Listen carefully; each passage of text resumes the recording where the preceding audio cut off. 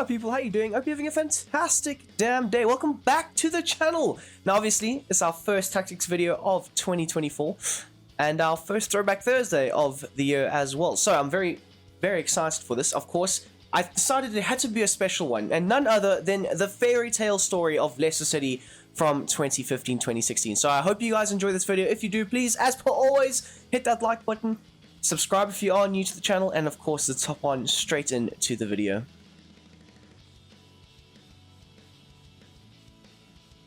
Now, Leicester under Claudio Ranieri in that season specifically played a 4-4-2 formation, and more specifically a 4-4-2 holding formation in the Premier League, of course. So it's one goalkeeper, two centre-backs, two full-backs, two DMs, two wider midfielders, and then of course two strikers.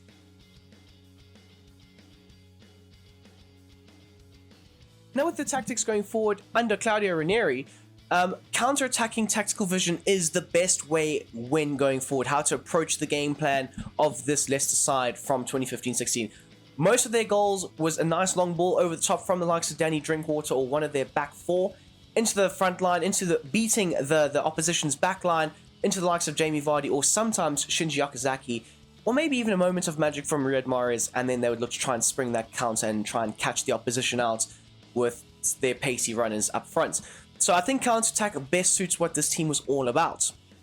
As for the defense, I have gone with the defensive style set to drop back. Of course, they weren't too obsessed with trying to press the opposition. Of course, we will get into the player instructions, but they weren't overly obsessed with that. They were more concerned about keeping their shape and their structure, making it very hard for the opposition to try and break down. For the team, what I've set it to 20, it's a very structured and rigid as well as compact system, making it very hard for the opposition to try and get their offense going at times.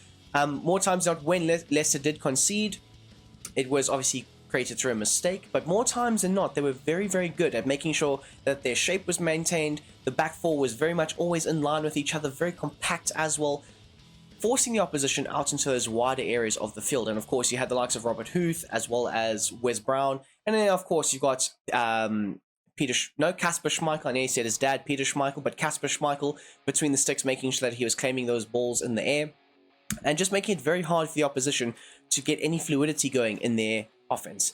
As for the depth, it is set to a mid block at 40, but at times they would definitely drop to a low block, especially if they were trying to see out a lead, which more times than not was a 1-0 lead, or they didn't win a lot of games 5 or 6 or 4 or 5-0. It was always like a 2-1 or a 1-0. So when they did drop points, you could understand, but the fact that they were racking up so many 1-0 victories and being able to just see out games, they were very good at doing so. So I would say, in terms of game management, start off with a 40 depth, and if you do have a 1-0, drop it down to around a 20. I do apologize, the cat is meowing in the background, so if you do hear a meow, it's the cat, so excuse that. As for the offense, the build-up player set to long ball. Now I did mention the likes of Danny Drinkwater playing that long ball over the top into the front line to try and get Jamie Vardy on it, trying to exploit the back line. And more times than not, you are going to be looking to do that, whether it's a Wes Brown long ball into Riyad Mahrez on the right-hand side, or maybe even Mark Albrighton on the left-hand side. You want to try and consistently have that long ball in your arsenal, waiting to try and launch that quick counter-attack. And more so, long ball does fit with the counter-attacking system, aka Leicester City. As for the chance creation, however, forward runs, of course, naturally you want the likes of Jamie Vardy, Shinji Okazaki, as well Riyad Mahrez, Mark Albrighton, making those runs in behind, trying to exploit the opposition on the counter, or potentially having the ability to get the ball into feet, try and take on their man. More or less, it's going to be Riyad Mahrez doing so, having him cut inside and then obviously pop off shots, or maybe even trying to create for one of the strikers up front. Moving on to the width now, I think, look, they didn't have the widest of teams, and of course your wingers did maintain, as well as your fullbacks, did maintain quite a lot of the width on each flank, but you don't want to stretch the game too much. Obviously you are playing a two-man midfield at times, so you don't want to have them outmanned or too far apart from each other when you do have the ball in your possession. So I think 60 does offer a nice, good, balanced approach to how Leicester did set up, especially when they did have the ball in possession, with the likes of Kante and Danny Drinkwater in the midfield. Moving on now to the players in the box. I was a bit mixed. I think you can go with around 5 or 6 if you would like, but But I've gone with 4 because mainly you want your striker in Jamie Vardy as well as Okazaki, or maybe even one of your wingers breaking into the box. So you don't want to have too many players in and around that attacking area. You don't want to overcommit players and then have a potential opening in your defense, essentially, if you do turn the ball over. So you want to try and commit 2 players in the box and have more or less 3 or 4 in and around that attacking area to try and recycle possession, potentially, or even to try and shield yourself from a potential counter-attack against your team. As for the likes of corners and free kicks, as per always on the channel, it is set to 4.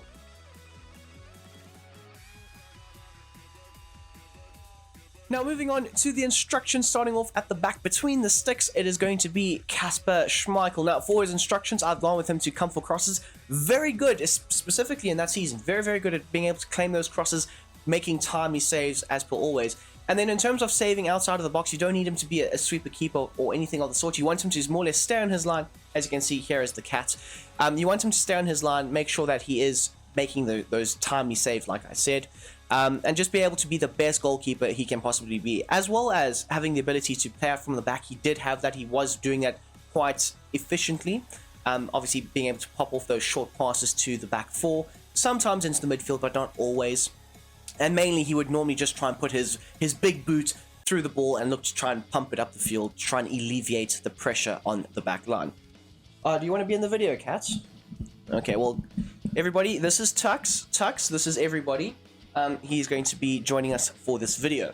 Anyway, moving on into our back line now. Obviously, we've got the likes of Wes Morgan as well as Robert Huth. Of course, 2 very physical, strong, dominant centre-backs. They were quite important, you could say, in the offense just as much as they were in the defense. But for both of them, however, they are set to the same set of instructions, and the only real change is I've gone with the interception set to conservative. So this will try and keep them in that back 2 as much as possible. I'm trying to make sure that they're structurally sound, very effective, not trying to chase the ball or be too aggressive and step out and open up a bit of space between the lines for potential opposition players to try and exploit. So you want to try and keep them as formationed as possible. That's not even a real goddamn word, but you want to try and keep them structurally sound at the back. Moving on to your fullbacks now, both the likes of what was it? I don't know his first name, but Fuchs, right? F-U-C-H-S, Fuchs, right? As well as the likes of Danny Simpson, who will be playing as your right back. Now for Danny Simpson, he was the more attacking of the 2 fullbacks. Of course, Fuchs did get forward quite a bit. I hope this video does get monetized, because I am going to be saying his name quite a bit, and I'm not saying... anyway, pointers. Danny Simpson, right? He would get forward. He would be very aggressive, linking up quite nicely with the likes of Riyad Mahrez, who would often look to try and cut inside. So your right back, essentially holding down a lot of the width in your side, on this right-hand side specifically. So for him, you want him to join the attacks, obviously, as well as make the run type of overlapping runs, supporting Riyad Mahrez on the outside more times than not. And then in terms of the defensive positioning, it is set to stick to position. As for the likes of James Justin / Fuchs, for the attacking runs, I've gone with a bit more of a balanced attack. So sometimes, yes, getting forward, other times looking just to stay back, be a bit more structurally sound on the left-hand side. But when he did get forward, he would also try and make those overlapping runs on the outside for the left midfielder. And then just like with Danny Simpson, the defensive positioning is still set to stick to position. Now into midfield, we've got the likes of Ndidi and Dewsbury Hall. Of course, Dewsbury Hall will be taking up the role of Danny Simpson, and Wilfred Ndidi will be taking up the role of N'Golo Kante. So we'll start off with Kante's role. So in terms of the nature of what Kante did, you could go with definitely cut passing lanes, but I think more so setting it to tight mark. So more or less, this will allow for this position specifically, the Kante role, allow this DM on the left-hand side to be able to get nice and close to the opposition player, make sure that they're being marked out of the game, off the ball, making sure that they're taken completely out of the phase of play, and essentially breaking up as much of the offensive play as possible. Often, Kante would track the runners, be able to just intercept timely passes, make sure that he was in the right place at the right time. So essentially, you could go with tight mark or cut passing lanes. Like it's very individual, I guess, depends on you guys. But for me, I think tight mark does get the best out of what Ndidi can offer, as well as what Kante was doing. As for the attacking support, both your DMs will be told to stay back while attacking, offering a nice layer, a nice shield in front of that back 2/back 4 at times. And then just to mimic what Kante's work rate was like, I've gone with aggressive interceptions, obviously looking to try and, like I say, position himself in the best possible places all the time, breaking up as much of the opposition's play as possible. And then into the latter stages of the instructions now. For the positioning freedom, you don't really want him being a deep-lying playmaker or anything of the sort. Just stick to position, be very solid in possession of the ball when you do have it, and also when out of possession, just be very structurally sound, which is more or less what Kante was. As for the defensive positioning, it is set to cover the wing, so sometimes drifting out wide to the left-hand channel, looking to try and break up play and help pick up runners, specifically in those wider areas. And again, just try and break up as much play as possible. Now onto the right-hand side, of course, Danny Drinkwater. There are two major changes to the instructions compared to what Kante was doing. So tight marking as well as stay back while attacking is still there. But the interceptions are set to normal. Of course, Kante had a crazy work rate, and Danny Drinkwater was also fairly decent at being able to pick up runners and man mark and do all that. But of course, it's not like N'Golo Kante levels. And then the other major change is the deep lying playmaker. Now, this is more or less to try and get him on the ball as quick as possible from the goalkeeper restarts or from the potential turnovers to try and hit that counter attack. You know, obviously, Danny Drinkwater was quite a good supply line for Jamie Vardy with those long balls over the top. So more so in this system, you want him to be able to get on the ball as quick as possible and then fire in that through ball over the top to your attacking line and obviously onto your runners. And then just like with Kante, he is also set to cover the wing. Okay, now moving on to the likes of Riyad Mahrez, he is set to a basic defensive support. So with this system, of course, it was 2 banks of 4 with 2 strikers who would often be the outlet ball. So Riyad Mahrez, yes, he would come back and help out quite a bit. The work rate was there, but you also want him to be slightly high up the field in certain moments for the potential counter attack. So in terms of the right-hand side, I've gone with a basic defensive support, so allowing him to have the option to come back when required, and they do a very effective job with it, or potentially hang up the field. As for the chance creation, he was well known for the ability to cut into onto his left-hand side and then whip in shots from outside the box. He scored some absolute pearlers that season, or if he wasn't shooting, he was trying to create those little cutback opportunities, or even the little acute angled passes into the box for a better opportunity for his strikers. As for the support runs, now you can say getting behind, of course, it was very effective with this counter-attacking system, but at the same time, Riyad Mahrez, he's not the fastest of players, so I think a more balanced approach is best. So having the ability to sometimes make those runs behind, yes, he was very good at doing so, or having the ability to have the ball knocked into him and then having him drive at the opposition, so having a bit more of a target man approach, or having a bit more of a come short way of style of play, whether he would link up more centrally in the midfield with the likes of Drinkwater and N'Golo Kante. And then finally, for the interceptions, I've set it to normal, and then the support on crosses, it goes hand in hand with the counter-attacking system. It is set to get into the box for the cross. As for your left-hand side, slightly differing, I will say this, a bit more of an out-and-out winger approach for Mark Albrighton. So he is set to come back on defense, so we'll consistently look to try and help out his fullback in Fuchs. Staying wide is essential for this role, looking to only fire in crosses really and supply the forwards with a cutback or a cross, like I said. And then just like with the right-hand side, the support runs is set to balance. Now, Mark Albrighton isn't the fastest of players as well. And Nathan Dyer was also not, I mean, he was a bit faster, but he wasn't like the only known for his pace, right? So you want to have a bit more of a dynamic approach, especially with your wingers. So having them have the ability to get in behind, yes, but also having them drop a bit deeper, collect the ball, and then potentially drive at the opposition in those wider areas was also very, very, very effective for this Leicester City side. And then moving on to the interception side is set to normal, just like with Mahrez. And then again, just like with the right-hand side, support on crosses is also set to get into the box. Finally, we move on to our 2 strikers. The dual striker formation is a fantastic formation to use in FC24, might I say. But we'll start off with Shinji Okazaki. So there are a few differences and there are a few similarities. So we'll start off with the similarities of our strikers. Now, both of them will be set to a balance width, so choosing whether they want to drift into those wider channels, collect the ball in those slightly wider areas, or potentially having the option to stay a bit more central, latching onto the crosses, firing in headers. Of course, Jamie Vardy was well known for this. But one of the main differences between Okazaki and Vardy was more of the out-and-out number 9, whereas Okazaki would drop off the back line, play as a false 9, link up a bit more effectively with the midfield, being a bit more of the workhorse of the two, whereas Vardy was more of the out-and-out, I'm going to be your goal scorer for the season. The interceptions is set to aggressive, and this is more or less trying to replicate that work rate that he had. And then finally, for the defensive support, and this does just help him get a bit more behind Vardy in terms of playing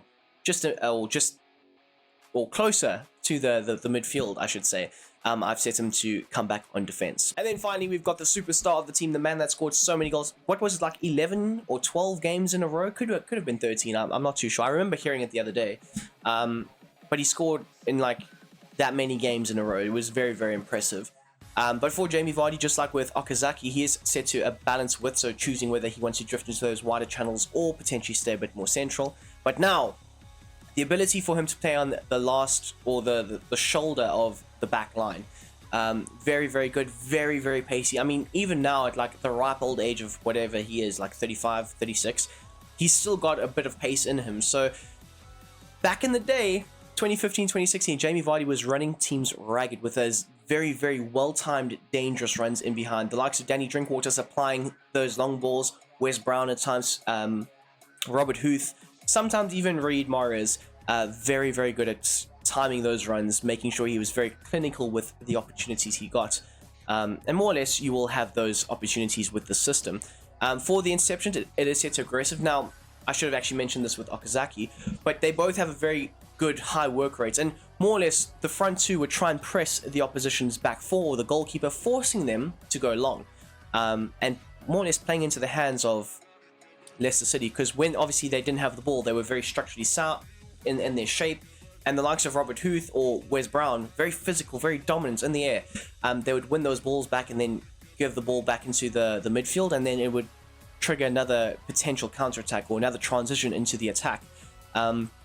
So yes, that's also why I've gone with aggressive interceptions for the two strikers.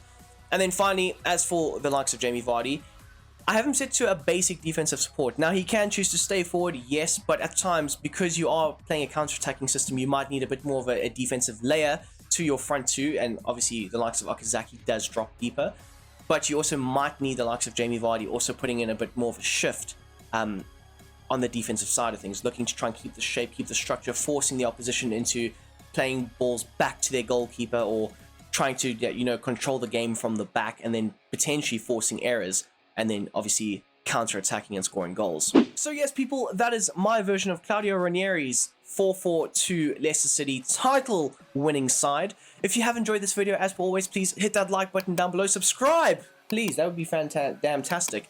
I almost forgot the rating, but the rating I would give this is a solid 8.5. I think it's very, very effective on the defensive side of things, very good at obviously scoring goals, but obviously it doesn't really fit how I want to play FC24. Like I say, it's very effective, but I enjoy dominating possession, making sure I'm controlling games. With this system, it's a very solid defensive unit, it's a very good attacking fluid movements when you do get the ball flowing and rolling all over the place, but it just doesn't offer me personally the satisfaction, if that makes sense. So an 8.5 is very, very high. Let me know down below what you would rate this out of 10, obviously. But yes, guys, we are going to end things off right here, right now. Like I said, if you did enjoy the video, please hit that like button, and I'll see you guys next time. I'm out.